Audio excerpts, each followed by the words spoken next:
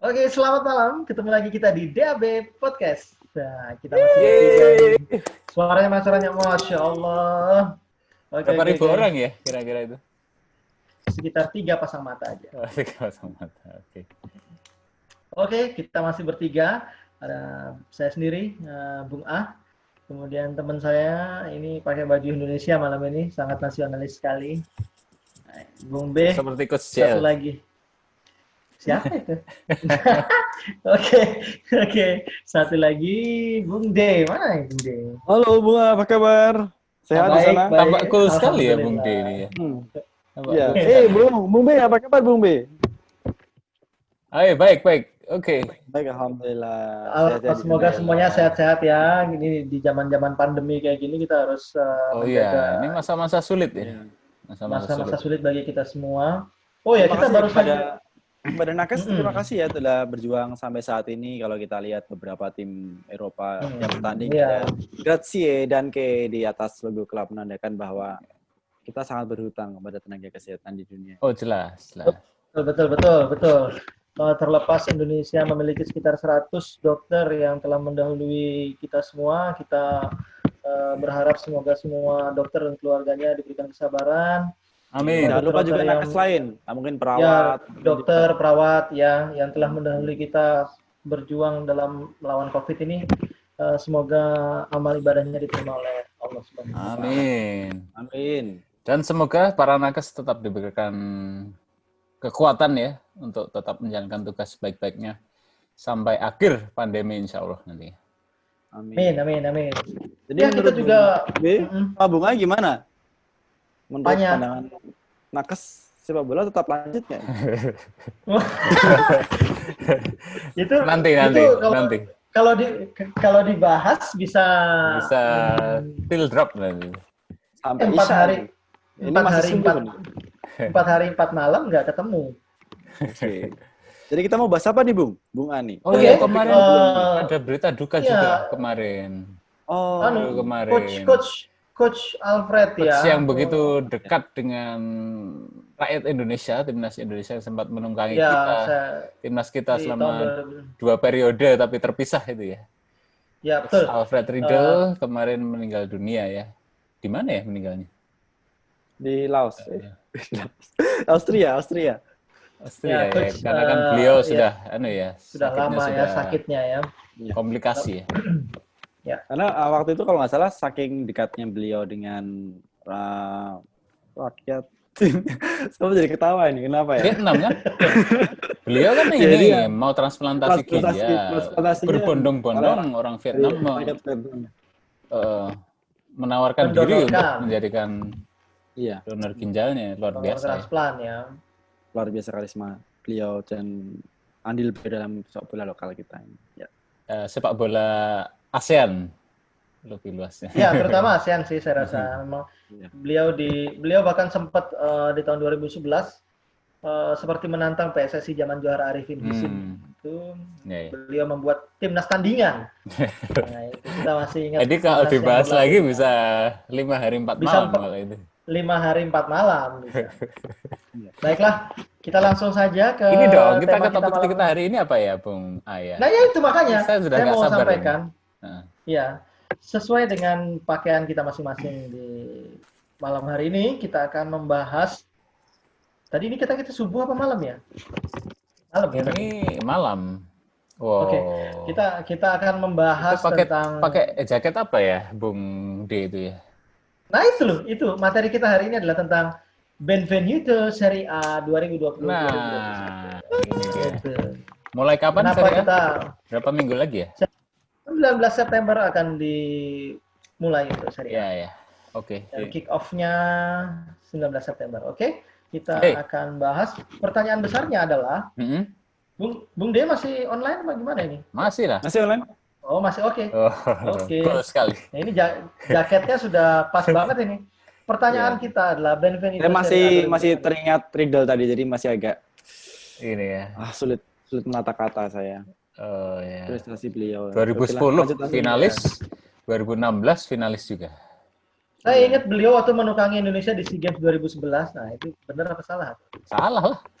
Coach Salah RD ya, waktu itu itu. Iya, coach RB ya. Yo, oke mungkin kita langsung lanjut ke topik Oke, utama kita.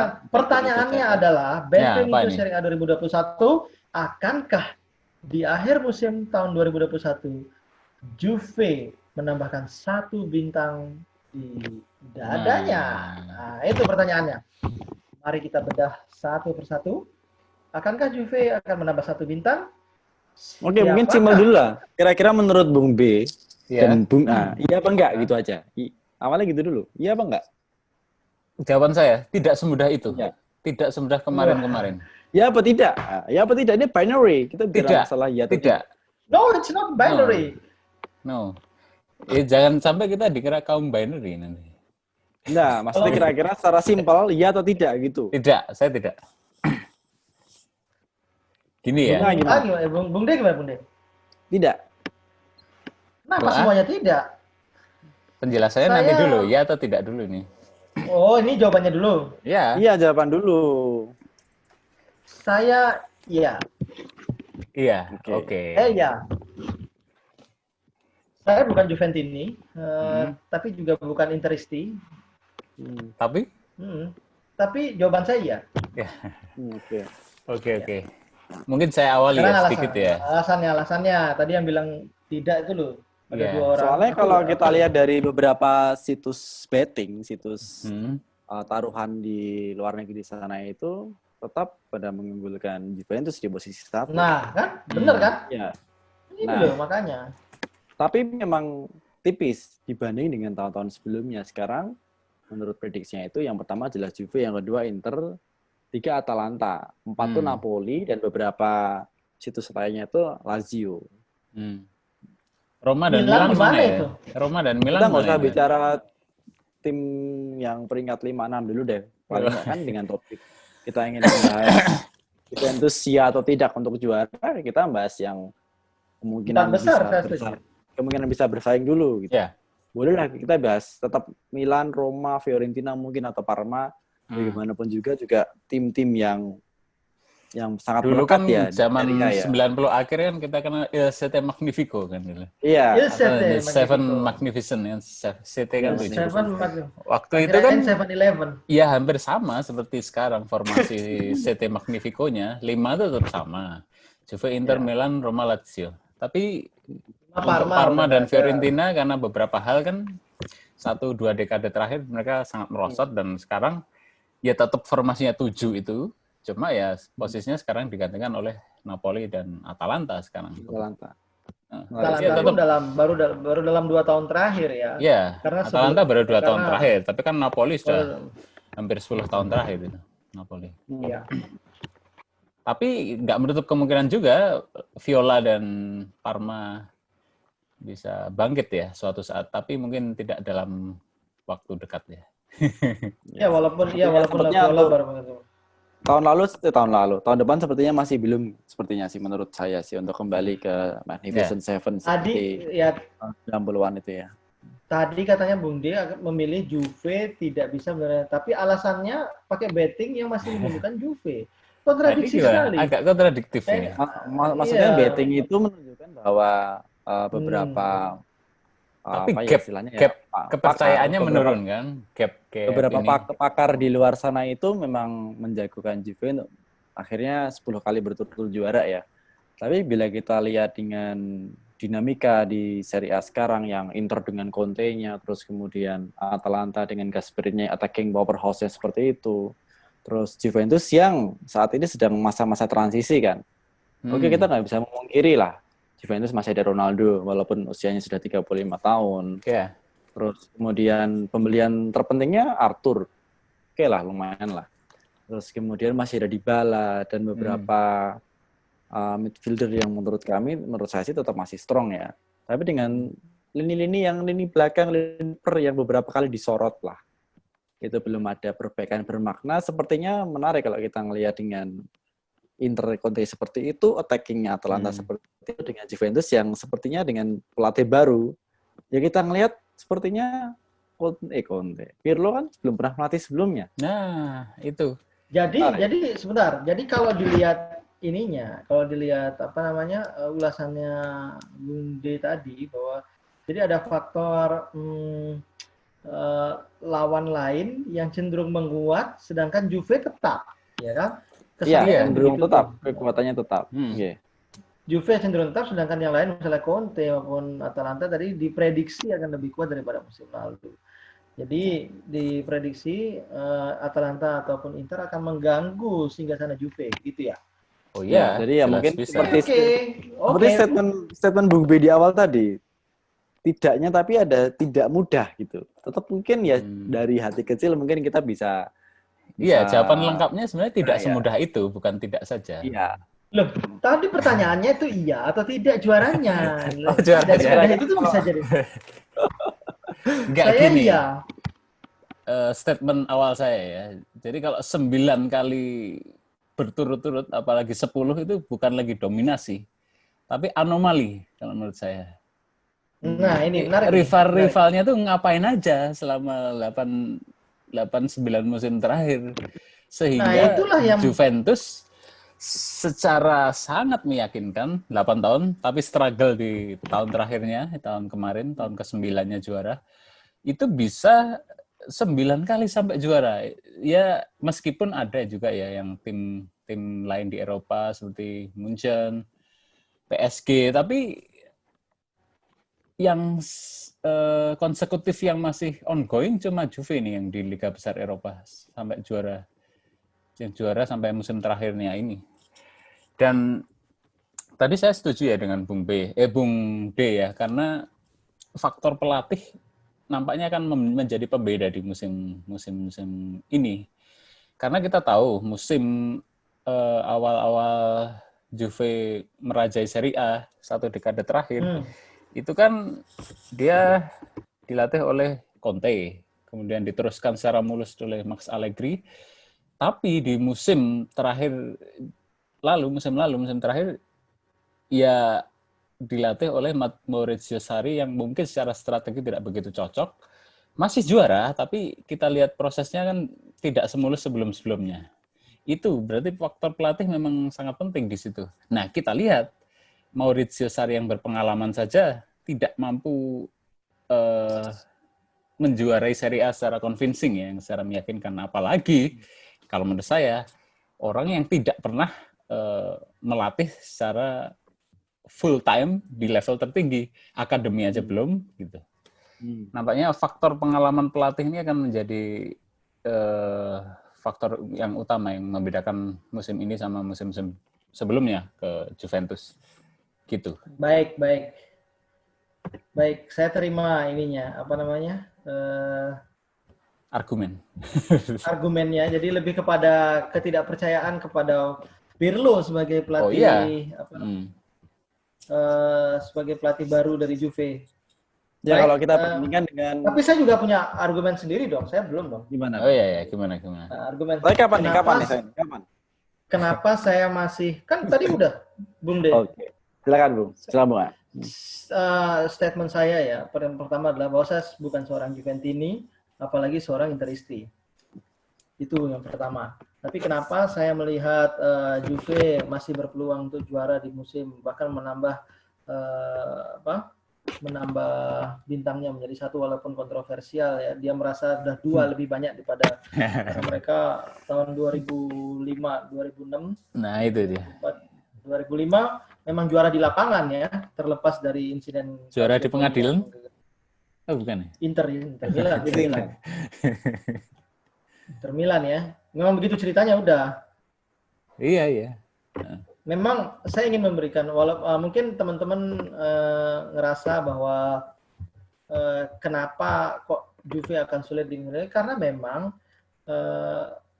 di musim 2019 yang tadi Bung B bilang adalah paling struggle, itu ada terdapat 10 statistik yang mengatakan memang di tahun 2019 Juve mengalami penurunan ya. 10 diantaranya, yang pertama adalah ini yang mendukung pendapat kalian ya. Saya bahwa ternyata Juve memang skor 83 poin di akhir musim itu adalah yang paling rendah dari 9. Oh iya, dan gapnya dong dengan gapnya 1 dengan Inter. Ya. Itu juga kemudian kekalahan terbanyaknya. Dia mendapatkan 7 kali kekalahan. Kemudian poin paling sedikit dari laga tandang. Ini musim yang terparah bagi Juve di laga tandang, cuma 33 poin. Sedangkan Juventus Stadium Piala atau Super Allianz Italia Stadium juga kalah di Arab. kalah lawan Lazio ya. 2 kali kalah bahkan lawan Lazio. Tapi Kemudian, itulah, tim-tim lain tidak bisa mencuri kesempatan. Nah, itulah yang saya ingin katakan di sini bahwa gini aja, saat Juve struggle aja, tim lain masih nggak bisa juara itu. Itulah. Nah itu yang akan saya sampaikan di sini bahwa kenapa Juve masih akan di mana tetap Juve juara, yang established. Sebenarnya karena bone-nya tim ini. Pertama saya akan bicara secara Mercato ya. Mercato Juve tidak banyak perubahan. Dia adalah tim yang jago dengan Gianluca Paratici sebagai direktur of sport, direktur of sport itu sangat pandai untuk menambal lubang-lubang yang kurang. Juve di sini melepas Miralem Pjanic dengan yang usianya sudah 29 tahun. Dapat ini kan, Kulusevski kan, bintangnya Parma. Yang lebih fresh, kemudian Dejan Kulusevski untuk melapis dari musim lalu Parma ya Kulusevski musim lalu. Parma Kulusevski jelas. Nah, itu dia sekarang akan bermain di Juve.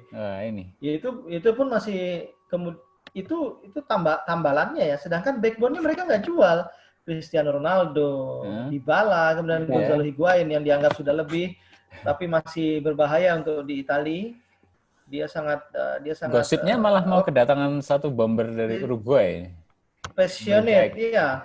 Saya sih baru buka berita yang terbaru bahwa Luis Suarez memang one step away ya katanya, tapi dia sendiri di media yang lain mengatakan bahwa Suarez masih belum yakin akan kepindahannya ke Juve. Karena kalau Messi di Italia itu kalau belum tes medis ya jangan dipercaya dulu. Yang sudah tes medis Patrick Schick masih bisa. Mungkin tahun 2017 diingat Patrick Schick sudah pakai Malcolm gimana Malcolm? Malcolm sudah di bandara ke Roma itu Malcolm. Iya. Tapi di telepon Malcolm Christie ya nih, Malcolm Christie. Nomor 12 derby ya. Kemudian, nah ini yang menjadi poin saya adalah backbone-nya Juve tidak banyak berubah. Nah, jadi itu istilahnya mau siapapun yang ngelatih, ya kan? Mau siapapun yang ngelatih, terlepas musim lalu dia sangat struggle karena Maurizio Sarri. Saya rasa Maurizio Sarri itu bukan ya tidak sepenuhnya salah Maurizio Sarri ya. Itu karena memang untuk pemain yang jadi kemarin itu di Paratici, kemudian board-nya Juve Pavel Nedved sebagai wakil presiden, kemudian dengan Agnelli sebagai presiden itu memang menginginkan Sarri untuk membawa ide segar untuk memberikan sepak bola indah kepada Juve yang sebagai champion, tapi itu tidak disertai dengan dukungan pemainnya nampaknya. Pemainnya tidak siap dengan ide untuk membentuk sebuah klub dengan sepak bola yang cantik itu berarti problem di Allegri juga dong, Bu. Allegri adalah pelatih yang pragmatis. Ya, kita semua bahkan sangat ya, artinya memang saya baru membaca bahwa Massimiliano Allegri ternyata memang terlepas dari katanya dia tidak bermain cantik, saya rasa tidak setuju juga ya, karena ternyata dia punya hubungan yang buruk dengan semua boardnya Juventus except Agnelli. Dia dengan Pavel Nedved, dia buruk juga dengan Paratici. Ya gini ya, jadi memang Juve backbone-nya tidak berubah. Bahkan ditambah dengan darah-darah segar yang agak tua dibuang, itu kita bisa lihat terus bagaimana Bung D dan Bung B tadi bilang Pirlo itu pelatih muda bau kencur yang belum berpengalaman. Saya sih saya tidak menolak tapi tidak sepenuhnya setuju. Kenapa? Karena Pirlo adalah berdasarkan obrolan dari Renzo Olivieri, gurunya pelatih di Italia, dia mengatakan bahwa Pirlo salah satu murid yang sangat berpengalaman. Kemudian Francesco Totti, Daniele De Rossi, pemain-pemain yang satu letting sama Pirlo. Berpengalaman di mana maksudnya ini? Bukan, maksudnya itu sangat bagus dalam menemba ilmu di saat kepelatihan ya, di Coverciano. Coverciano ya? Sih? Iya. Lupa aku. Soalnya pengalamannya kan masih 0. Memang nggak ada pengalamannya, bahkan Memang tim youth aja enggak ada gitu loh. Masalahnya memang nggak, itu. dia langsung. Iya. Tapi semuanya itu sudah bisa dirasakan bahwa Daniele De Rossi, Francesco Totti, pemain-pemain yang bilang bahwa Pirlo adalah punya signature ya, dia punya gaya permainan walaupun kita masih belum tahu nih dia akan bermainkan dengan 3-4-3, bahkan dia akan ada yang bilang dia akan 3-4-1-2 itu dengan ada. Tapi penunjukan Jadi Pirlo ya. Penunjukan Pirlo jadi saya kira juga dua ini alasannya itulah. juga agak aneh ya, karena kan Juve udah juara berturut-turut sangat banyak, 9 kali. Yang mereka kejar 4-5 tahun belakangan UCL sebenarnya. Loh, Tapi nggak dapat. Kok malah mereka musim ini mendatangkan pelatih yang ya tambah mungkin tidak meyakinkan untuk bersaing di Eropa gitu. Sebenarnya saya bisa menjawab ini. Mungkin Bung De ada ini? Kalau saya bisa menjawab ini, karena memang ini eranya adalah kemarin itu pandemi. Maksudnya pilihan terhadap pelatih kosong yang tidak terikat kontrak itu sedikit untuk tim sekaliber Juve. Sedikit pertama. Yang ada Mauricio Pochettino, tapi Mauricio Pochettino kemarin menginginkan. Siapa lagi pelatih kelas A yang menganggur? Mauricio Pochettino, kemudian Massimiliano Allegri ya kan? Itu kan sudah. Dulu kan gosipnya kan antara Pochettino atau Zidane. Sebelum Zidane akhirnya pindah ke Madrid lagi. Oh, malah Zidane ya waktu itu ya? Ya, malah Zidane waktu itu. Tapi ya in kontrak kayak gitu tuh butuh biaya yang lebih besar. Jadi Pirlo ini sama sekali tidak ada beredar di bursa-bursa. Jadi kan benar-benar shocking kan waktu itu. Ya cukup shocking karena memang pemilihannya cuma sekarang Sarri dipecat, besoknya langsung Pirlo dipilih. Itu within 48 hours ya kayaknya udah dipilih, udah ditunjuk langsung. Bung De, halo. Halo. Jadi dua alasan itu yang membuat. Kalau umpamanya menurut yang saya pahami ya itu, jadi kan memang sekarang memang kita harus paham dengan kondisi COVID ini otomatis mempengaruhi keuangan beberapa klub ya. Saya yakin Juventus pun pasti juga kena dampaknya seperti itu. Jadi memang pemilihan waktu itu kan kalau nggak salah Pirlo diangkat jadi U23 coach kan. U23 coach hingga akhirnya dinaik pangkatkan ya. Jadi memang ada tapi beberapa sudah pernah menangani tim waktu itu? Belum pernah. Jadi di U23 coach akan jadi pengalaman pertamanya, terus kemudian dipromosikan jadi head coach di tim senior ya. Jadi waktu itu kan ada beberapa istilahnya itu sekarang modelnya mengangkat pelatih-pelatih muda. Beberapa contoh bagusnya di Liga Inggris ya. Dengan ex pemain yang cukup sukses. Nah, kita lihat ya mulai dari Zidane, Lampard. Frank Lampard, mungkin oleh Solskjaer yang mungkin dianggap Stevie G kemana? Stevie G masih di Rangers nggak ya? Sekarang masih ya di Rangers. Terus kemudian ada beberapa pendapat bahwa untuk excel kemampuan Ronaldo lebih suka atau paham dilatih dengan coach yang dulu ketika bermain itu levelnya di atas Ronaldo atau paling enggak level world class kayak gitu. Itu yang membuat beberapa Juventus ini sangat positif dengan kehadiran Pirlo di Juventus ini. Tapi memang sebenarnya kalau kita ngelihat dari tujuan Juventus setelah tahun 2017 kalah lawan Madrid itu kan memang hanya ngejar Liga Champions kan. Oh iya. Dan dianggapnya pengalaman Pirlo di Liga Champions bersama Milan maupun bersama Juventus bisa menaikkan ke level situ. Gitu. Apalagi sekarang beberapa pemain Juventus yang baru-baru ini kan diharapkan bisa lower the average age kan. Kita tahu beberapa pemain Juventus sudah banyak yang usianya itu sudah cukup semenjana ya. Makanya waktu Pirlo pertama kali datang yang saya dengar itu dia langsung terminate kontrak. Walaupun nggak semuanya disetujui kalau nggak salah ya. Ada Sami Khedira, Higuain sama siapa lagi? Saya tuh lupa. Tapi Higuain tidak berminat. Jadi waktu itu memang salah satu. Jadi memang yang sudah pergi kan jelas ke Miami ya, ke siapa? Blaise Matuidi sudah keluar. Kalau Sami Khedira juga ini memang lowering the age ya, kata Bung Dia tadi memang iya. Higuain nggak keluar? Higuain tidak setuju karena dia lebih memilih untuk menghabiskan gajinya yang besar itu di Juve sampai masa kontraknya habis. Jadi memang niatnya dengan waktu itu tuh 2017, saya kebetulan waktu itu kan mengikuti 2017 Juventus lawan Madrid itu. Cukup mengikuti kiprahnya Allegri waktu itu kan. Nah, terus kemudian Eli kalau nggak salah waktu itu langsung ya targetnya memang harus Liga Champion, nggak bisa Liga Italia lagi. Jadi dengan 2018, 2019 kok dianggapnya Allegri tetap pragmatis, di Liga Champions pun juga nggak bisa berbicara banyak seperti 2017.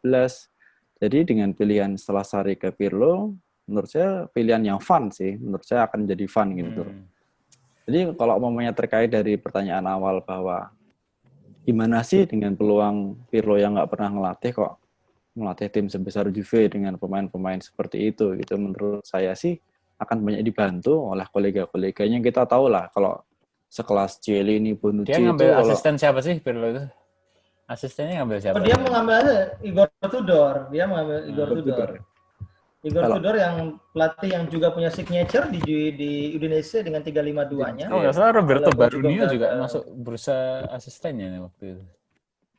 Enggak ya? Kemarin itu juga hampir Alessandro Nesta hampir. Oh iya. Saya tidak jadi ya. Ya, dia mau ngajak Nesta waktu itu ya. Tadinya mau ngajak Nesta. Tadinya mau ngajak saya juga sih, tapi ya jauh ya. Jadi kalau umumnya kita lihat dengan Chiellini, Bonucci di belakang itu mereka berdua udah bisa ngajar S3 tentang pertahanan itu sebenarnya. Saya setuju sekali. Bayangkan Bonucci yang sempat pindah ke Milan satu musim itu balik lagi demi trio BBC ini ya, BBCG sebenarnya. Cuma Barzagli udah duluan pensiun karena memang usianya lebih tua ya. Barzagli, Bonucci, Chiellini ditambah ada Demiral sekarang, Demiral. Gianluigi Buffon ya. Jadi maksud saya dengan bayangkan Mary Demiral, kemudian Mathis de Ligt, kemudian jangan lupa Daniele Rouhani masih bermain di situ. Jadi kalau dengan komposisi seperti ini, maksudnya Pirlo tentunya saya yakin Pirlo ada kedekatan personal dengan Buffon, dengan Chiellini, Bonucci, terus dibanding dengan Sarri. Kalau kita lihat beberapa kali Sarri tahun lalu itu sering. Terus kenapa kamu bilang tadi Juve nggak juara? Ini belum selesai, Bung. Ketika kita lihat Sarri komunikasi dengan pemainnya, ke Ronaldo, ke Bonucci itu banyak yang kita lihat, secara kita hanya melihat dari layar kaca, dari beberapa media itu, bahwa komunikasinya itu nggak berjalan dengan baik. Itu mungkin jadi salah satu problem gitu. Apalagi dengan kita lihat Ronaldo sangat sukses dengan dilatih Zidane seperti itu. Jadi menurut saya sih sangat fun dengan kehadiran Pirlo ini. Kita nggak tahu. Fun tapi risky. Tapi risky. Dia bisa sukses atau bisa flop sekali. Kalau menurut saya. Ya, dalam satu keputusan itu pasti ada ada risknya, chance buat risk. Beberapa media yang bilang bahwa Pirlo akan menjadi next Pep. Itu menurut saya sih ya tidak bisa dijadikan hal yang sama karena Pep itu dia sempat ngelatih La Masia dulu kan kalau nggak salah. Iya, ada pengalaman youth. Pengalamannya dan itu pun ketika awal-awal pembedanya nanti. Ketika awal-awal Pep melatih Barcelona senior kan nggak langsung mulus waktu itu. Semua jadi gini, pelatih tren pelatih kita sedikit out of konteks dari pembahasan Juve ya. Jadi pelatih muda yang ada di Italia yang sekarang ngetop ya. Kemarin tuh ada Fabio Liverani membawa Lecce degradasi ya, tapi dengan permainan yang cukup permainannya bagus loh Lecce. Dia istilahnya terdegradasi dalam kemartabatan yang baik. Kemudian terus yang kayak Brescia ya. Inzaghi berarti. Brescia kan enggak. Dia kemarin dengan Diego Lopez kurang. Dia berganti pelatih di tengah kemudian menjadi Diego Lopez di terakhir. Kemudian yang kedua Roberto De Zerbi miliknya Sassuolo. Itu juga pelatih yang sukses membawa Sassuolo pada pemainnya berganti terus. Sukses di papan tengah. Kemudian pelatih miliknya Parma dengan Roberto De Aversa itu pelatih yang membawa Parma dari seri B sampai seri A dan bertahan di seri A. Pelatih muda itu muda semua ya. Memang muda semua dan itu muda semua. Roberto De Zerbi, kemudian siapa tadi? Roberto De Aversa. Kemudian Diego Lopez sudah lah, memang ini udah lebih dulu bagus ya. Itu semua didikannya Renzo Olivieri ya itu? Semuanya? Apa enggak ya? De Zerbi sama Aversa ya. De Aversa kan dulu pemain Siena. Renzo Olivieri kalau di Indonesia mungkin Emerald Abus ini, Emerald Abus. spesialis kontinental ya. tapi terus artinya Vincenzo Montella, Gennaro Gattuso memang tidak ada yang seperti Pirlo, semuanya melalui Gennaro Gattuso. Kita lihat dia pengalaman di luar, dia pernah di Palermo, dia banyak gagalnya sebelumnya sih. Kemudian Vincenzo Montella melatih tim U13 Roma terlebih dahulu sebelum turun ke tim senior Roma. Kemudian siapa lagi ya yang muda-muda siapa? Kemudian setelah Andrea Stramaccioni yang paling murah itu. Andrea Stramaccioni itu sebelum pindah ke Inter adalah tim Allievi-nya Roma ya. Dia pelatih paling ganteng di zamannya ya. Terus tapi dia punya masalah waktu melatih Irak, dia punya masalah sih. Nah, kembali ke tadi. Kalau Iran apa Irak? Iran, sorry di tim Iran.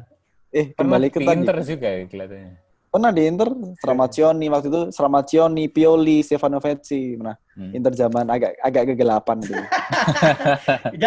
Jangan lupa Inter pernah dilatih pelatih yang sangat hebat loh. Siapa? Ada sekarang Piero Gasperini. Hanya bertahan sebentar saja. Gasperini waktu itu meminta pemain yang berkucir tipis bernama Rodrigo Palacio. Iya. Waktu itu salah satu protesnya Gasperini, saya nggak tahu ya, di beberapa media itu Gasperini masih aja beberapa kali menceritakan bahwa dia sangat kecewa terhadap boardnya Inter saat itu. Karena minta Palacio nggak dikasih. Padahal setelah Gasperini pisah, akhirnya Palacio dibeli juga waktu itu. Dari Genoa ya dulu Gasperini ya? Gasperini dulu dari mana? Genoa ya? Halo, sorry. Gasperini sebelum di Inter di mana waktu itu? Ya Genoa dengan 3-4-3. Genoa dia 3-4-3, dia yang membawa Rodrigo Palacio ngetop di zaman. Iya, dan formasinya sampai sekarang di Atalanta ya masih bertahan. Iya 3-4-3 itu. Punya filosofi. Mumpung ngomong 3-4-3, kenapa kok saya bilang mungkin Juventus ada mungkinnya ya? Tidak melanjutkan hegemoni 10 kali konsekutif juara ya karena saingannya. Kita ngelihat akhir tahun lalu lah, akhir season lalu ya. Coba kalau Lazio bisa konsisten seperti sebelum pandemi. Nah, ini akan beda. Coba kalau Lazio termakan mulut besarnya Arturo Diaconale. Tadi kita bahas di selanjutnya. Coba kalau umpamanya Gagliardini mainnya cukup oke di saat setelah pandemi. Mungkin ceritanya akan beda dengan selisih. Ya sama aja dengan coba kalau misalnya Cristiano Ronaldo. Coba Juve nggak dapat 2 penalti siluman ya lawan Atalanta. Udah itu penalti beneran, penalti beneran. Tapi ingat ya don't get me wrong. Itu disclaimer saya tadi di awal, ingat ya. Saya bukan. Itu kalau namanya di satu komposisi musik itu lick saya tadi, don't get me wrong itu. Oh ya, oke. Itu lick saya itu. Ya, oke, boleh. Jadi kalau kita ngelihat bahwa kenapa kok tidak mudah Juventus untuk juara, karena pesaingnya mungkin akan lebih siap. Oke, kita jujur lah. Pertanyaannya tuh iya atau tidak Juventus juara? Kenapa jadi jawabannya tidak mudah? Bapak tetap tidak. Aja. Tetap tidak. Karena pesaingnya akan bersiap lebih serius daripada sebelumnya. Iya gitu, dengan mereka melihat tiap tahun juga gitu. Tiap tahun lawannya pasti lebih serius, lebih siap. Enggak, tahun lalu enggak gitu Inter. Tahun lalu Inter prediksinya enggak untuk juara langsung. Ingat. Enggak, Conte tapi akan kembali ya untuk tahun ini faktor intrinsik di Juve saya kira lebih memegang peranan penting. Kenapa saya tidak bilang Juve tidak juara lagi tahun ini ya? Faktor pelatih itu ya, berarti pada faktor pesaingnya gitu. Ya, bisa. Bisa sih. Ya, oke. Tapi memang faktanya Walaupun memang ya Juve. tiap tahun Inter akan menjadi pesaing, tiap tahun Ya, Napoli akan menjadi pesaing, Inter tiap akan tahun Roma akan, ya. justru Justru justru saya akhirnya tetap melihat Juve juaranya. tetap Juve juga. Nah itu loh, justru tadi saya udah punya dua alasan. Yang pertama, alasan kenapa Juve tetap juara karena backbone-nya tetap. Terus yang kedua karena alasan saya apa yang kedua ya? Alasan saya apa yang kedua Apa ya? tadi? Tadi alasan tadi alasanku ada dua. Kalau posisi saya jelas, saya tadi dari awal saya secara explanatory saya menjelaskan bahwa Juventus juara karena ini. Defensifnya udah dia dibantu sama dua profesor dari Harvard lah, Chiellini sama Bonucci. Oke, terus pengalamannya Pirlo, pengalaman sebagai pemain, dan kemudian dengan didukung testimoni oleh beberapa koleganya, De Rossi, Ya, Totti, jelas. De jadi Rossi, Totti, Alessandro Nesta. dan kemudian kalau kita ngelihat dengan pendapat Bunga bahwa backbone-nya nggak berubah, berarti secara pemain itu mungkin nggak ada masalah gitu. Nggak ada Oke, masalah teknisnya. itu explanatory bahwa Ya Juventus timnya mungkin hampir akan nggak juara. berubah lah ya, tidak ada perubahan Ya, signifikan di timnya. Juve bahkan mungkin akan lebih bahkan bagus. malah Malah lebih bagus. lowering age lebih bertenaga, Lowering lebih age, dibutuhkan. Oke. Dan Tapi ini khusus ya, mental itu yang tadi explanatory bahwa Juventus mungkin akan juara. Tapi kenapa tidak? Karena bahwa saingannya saya yakin termasuk Inter, termasuk mungkin Lazio, termasuk mungkin Napoli, Atalanta, ya Roma oke lah, Milan bolehlah di urutan terakhir kita diskusikan ya. Itu akan salah apalagi kalau kita ngelihat dengan pergerakan Suning grupnya dengan Inter. Satu alasan lagi kenapa Juve bisa juara, bahwa dia tuh punya duit. Jadi maksudnya tuh Juve itu punya cuma satu-satunya tim yang punya stadion sendiri di antara yang kita sebut tadi itu. Maksudnya yang punya stadion. jadi dia punya wasit juga kedalaman. ya? Punya wasit nah, ya? duit itu, nah saya nggak mau komen tentang itu ya. Kita tahun nggak bahas masalah itu, Bu.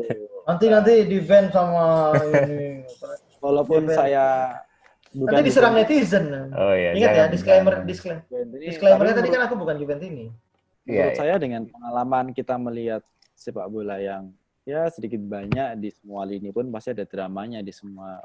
Mungkin World Cup kalian tahu lah 2002 gimana Italia seperti itu. Terus kemudian di lini lokal ya, Italia pantas gugur. Iya ya, itu tetap Ya, menjadi bumbu-bumbu untuk obrolan warung kopi di pagi hari. Iya, jadi kalau kita bicara masalah sulit untuk dibuktikan, walaupun itu obvious, tapi tetap sebatas asumsi aja di fans ya, gitu aja. Itu permainan. Nah iya, itu sama seperti bagaimana Nur Sahrul Iblan mengalahkan Hamka Hamzah dan Maman Abdurrahman di tahun 2010. Ya biarlah itu menjadi inilah. Ya saya yakin mereka tahu. Sepak bola. Jadi kalau kita tadi membahas sampai Juventus menurut. Saya tertarik dengan Bung De bilang tadi bahwa penantangnya yang semakin baik sehingga diharapkan gap-nya bisa lebih kecil sama atau bahkan melewati Juventus tahun lalu. Oke, saya setuju kita akan bahas penantangnya kalau memang kayak gitu. Tapi saya masih berpegang bahwa Juve akan. Oh ya, terakhir ya. Ini ada lagi nih. Tentang Juve. Jadi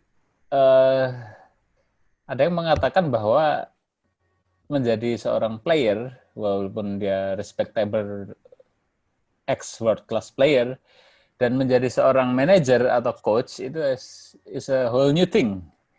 Jadi sangat tidak bisa disamakan dan tidak ada jaminan orang yang dia, walaupun dia, ya kita tahu lah, Pirlo dia pemain kelas dunia, mungkin salah satu terbaik di dunia, seorang deep lying playmaker yang sangat hebat, direspek oleh kawan setim maupun lawan, tapi menjadi pelatih, apalagi tanpa pengalaman, saya kira itu dari awal yang menjadikan saya sebenarnya sangat ragu, walaupun kita juga akan nanti membicarakan tentang pesaing-pesaingnya yang tentu akan menguatkan diri masing-masing. Tapi ya tetap pengalaman coach yang tidak ada sama sekali bahkan di level youth itu akan menjadi pembeda menurut saya. Oke, kita nantikan. Baik, saya setuju kita bungkus, tinggal kita lihat aja nanti bagaimana Pirlo memimpin. Saya sih masih berpegang akan dibantu oleh teman-temannya dan Pirlo memang hebat. Menarik tapi nanti. Menarik, memang sangat menarik. Fun, saya bilang makanya ini fun. Makanya dengan Pirlo latih Juventus itu adalah hal yang fun, nggak hanya di Juventus, dan, tapi Liga Italinya sendiri itu. Ya, dan tetap juara. Menurut saya sih tetap juara. Siapa tahu nanti beberapa klub membuka persaingan karena fun-nya itu. Akan mengangkat pemain-pemain idola kita zaman kita waktu masih SD, SMP jadi pelatihnya mungkin. Mungkin Roma akan dilatih sama Antonio Zago mungkin. Atau ya, Antonio Zago memang jadi pelatih. Yang nggak jadi pelatih itu Aldair. Siapa ya? Yang ini ya, angkatan Roma ya? Montella aja ya? Yang lain siapa? Yang sukses menjadi pelatih memang Vincenzo Montella ya, punya signature, tapi memang dia cuma sukses. Tomasi juga melatih choir kan, murid-murid gerejanya. tapi Tomasi lebih terkenal sebagai perwakil. Dia seperti Ponario Astamannya, pemain Italia. Tomasi jadi pendeta bukannya ya? Pendeta dia itu jadi ketua asosiasi pemain Italia. Lazio sudah punya Simone, sudah punya Roberto Mancini, sudah punya Sinisa Mihailovic di situ. Simeone. Diego Simeone Roma selain Vincenzo Montella ya Eusebio Di Francesco ya. Sekarang EDF. Kenapa nggak sebut Diego Simeone? Itu miliknya Inter atau miliknya Lazio itu? Itu. Simone Inzaghi barusan. Saya bilang Diego Simeone itu miliknya Inter atau miliknya Lazio? Itu miliknya Argentina. Saya bahkan belum menyebut Diego Simeone barusan itu. Iya, memang belum disebut. Itu saya pancing. Itu sawasangka aja. Oke, ini pesaingnya siapa dulu nih? Yang paling Bung De tadi yang punya alasan tahun lalu lah ya, yang the closest contender. Ya. Jelas yang cuma beda 1 poin. Kita bahas Inter sekarang. Ya, Inter. Inter ini menarik nih, tim yang ingat saya bukan Interisti loh. Apalagi saya gitu. Saya lebih dulu bukan Juventini daripada bukan Interisti. Nah, apalagi dengan duet Marotta Conte di Inter, pasti orang yang nggak suka Juventus dan nggak suka Inter akan lebih nggak suka Inter untuk saat ini. Tapi kita memang lihat sekarang Inter sudah mendobrak kondisinya sebenarnya dengan mengangkat Marotta dan Conte waktu itu. Dengan mereka yang sebut anti Juventus kan beberapa kali Inter itu, akhirnya mereka tahun lalu karena melihat kiprah Spalletti nggak bisa upgrade. Cukup mengejutkan ya penunjukan Conte tahun lalu ya sebenarnya. Mengejutkan, tapi memang mungkin saat diprediksi atau enggak waktu itu? Diprediksi dan beberapa lini supporter dia menerima, dia menolak gitu. Menolaknya gara-gara terkait bahwa dia legend di Juventus. Sangat sukses di Juventus ya. Iya, bahkan beberapa waktu dengan Candi Kurva Nord-nya itu tuh beberapa kali itu Conte nggak mau nyanyi dengan Kurva Nord-nya, tapi itu hal yang akhirnya dimaafkan dengan performanya Conte waktu itu. Jadi kalau kita lihat Conte itu menurut saya pelatih yang menarik ya. Dia dianggap sebagai second most temperamental coach di Liga Italia sekarang ya, setelah Gattuso. Obviously ya. Terus second most temperamental coach. Terus kita ngelihat dengan trennya dan beberapa kali kita melihat bagaimana cara Conte wawancara, beberapa kali kita lihat Conte interaksi dengan pemainnya itu menarik karakternya gitu.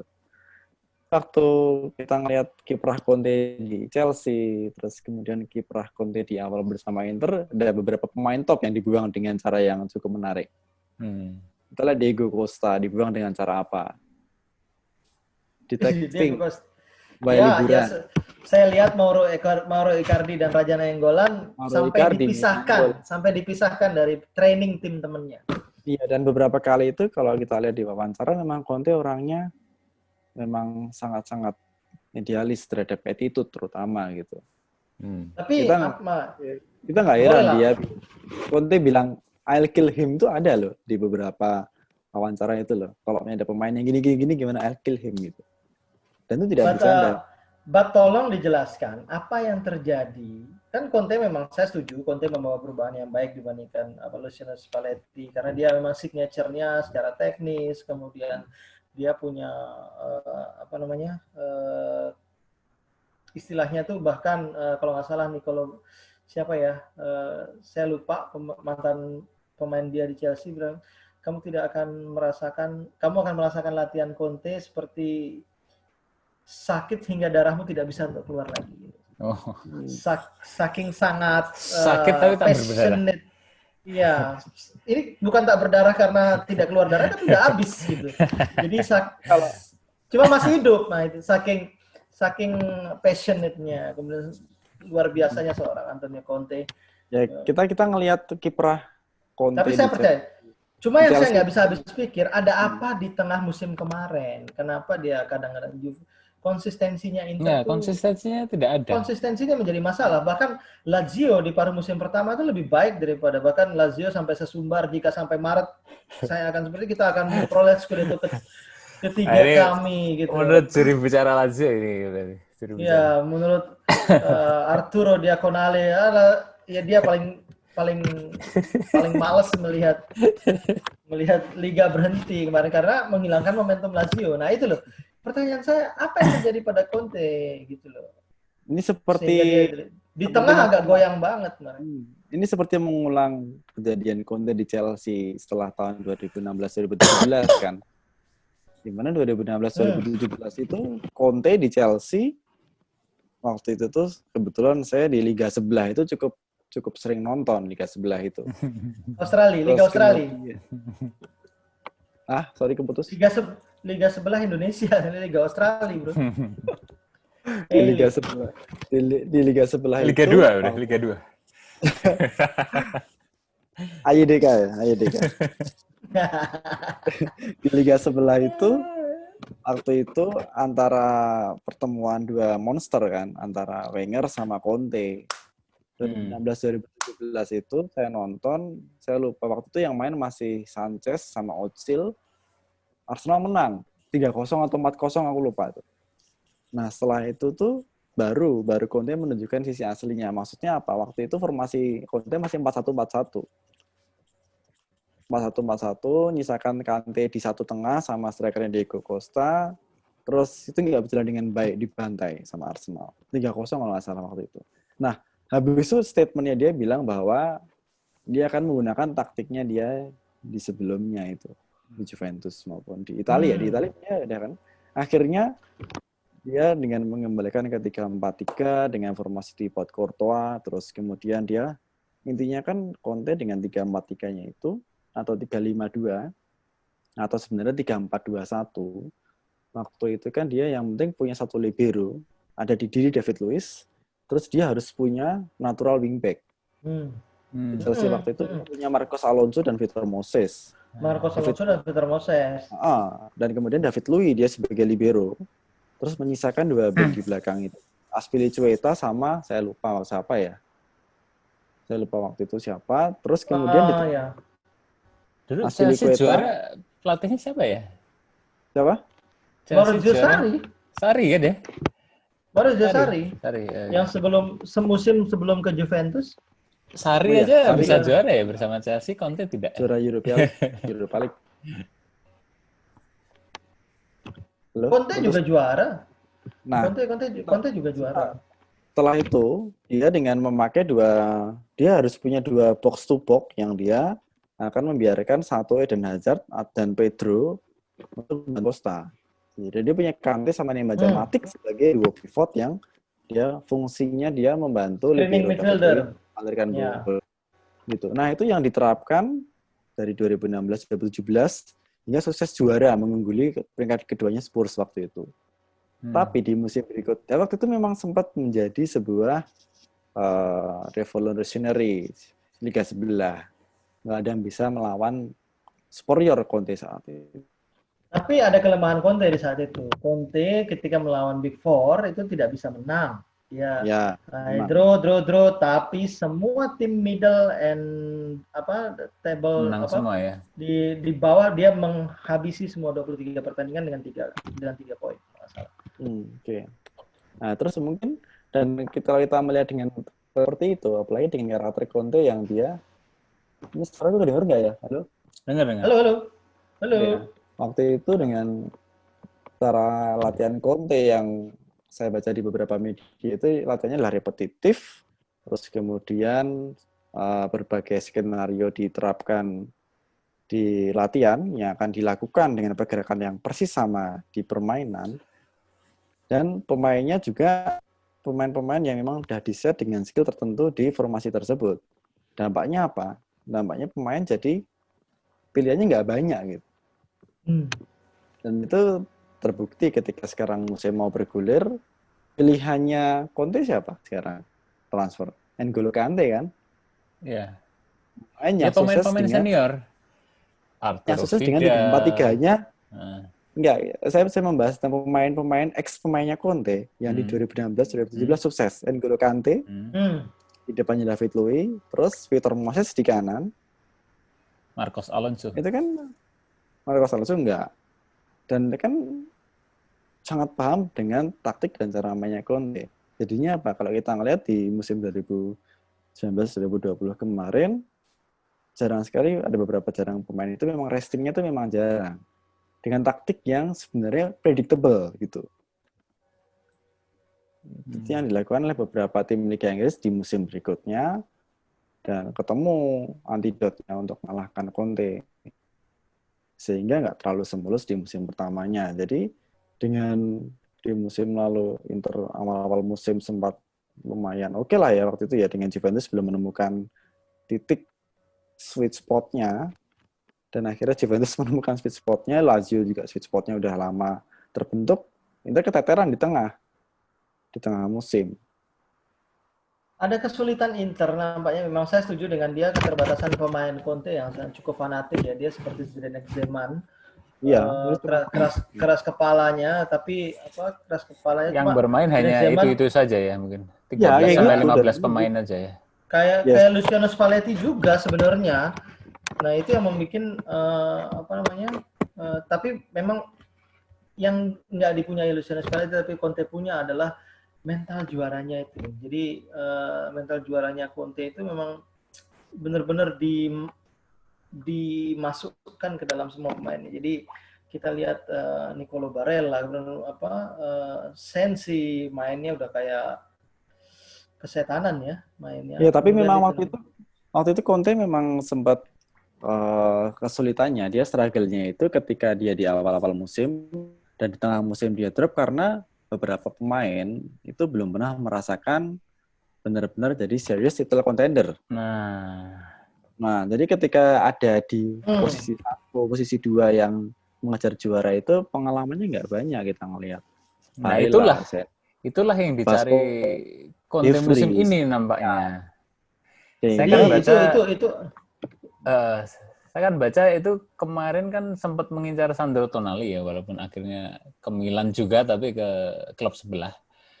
Tapi akhirnya Conte lebih memilih pemain-pemain seperti Alexander Kolarov, Arturo Vidal, untuk saya kira sih ya tujuannya jelas ya, untuk menambahkan elemen-elemen pengalaman atau elemen-elemen kontender juara lah itu. Jadi lebih berpengalaman di situasi-situasi yang memang sudah sangat dekat dengan juara.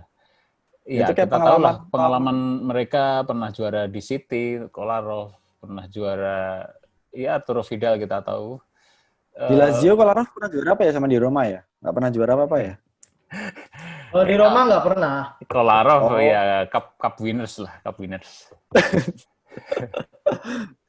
Kalau kita ngelihat kayak kemarin waktu final Europa League, Conte bilang kan, ketika keadaan saat kalah 3-2, dia nggak tahu mau masukkan siapa orang yang punya pengalaman ngejar piala itu.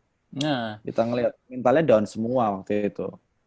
Mau masukin siapa? Saya menarik lihat duet Sensi dan Barella ya, yang sebelumnya dari Sassuolo dan Cagliari tiba-tiba menjelma menjadi dua mezzala yang sangat solid ya, dan mereka bahkan Sensi bukan pilihan pertama loh di Sassuolo. Di Sassuolo itu waktu Iya. itu bahkan Mazzitelli lebih sering tapi dipasang dengan daripada pembelian Sensi. tepat dan jeli oleh Inter, mereka berdua bisa bermain bersama dan sampai akhir-akhir ini mereka kan jadi pilihan juga di pilihan Roberto Mancini kan di skuad Italia dengan membentuk Itu sebuah benar dipilih duet apa? yang Pakai sangat kacamata itu ya? solid gitu.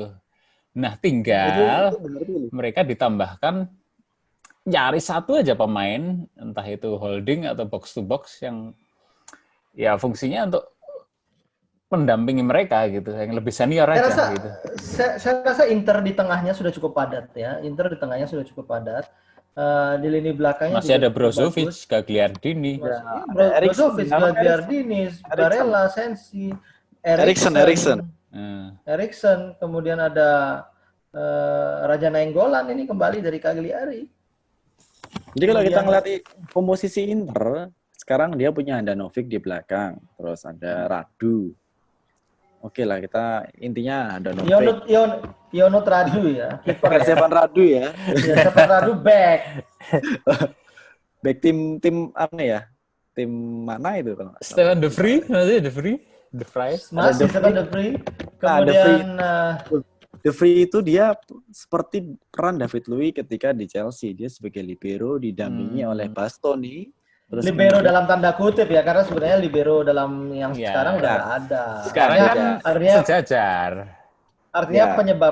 artinya lebih kepada sweeper ya, bukan ball playing. Kalau Ya. kita dulu di istilah-istilah football manager kan ada yang sweeper, ada yang commanding center back, Bukan ada ball Franz playing Beckenbauer center ya back. yang penting ya.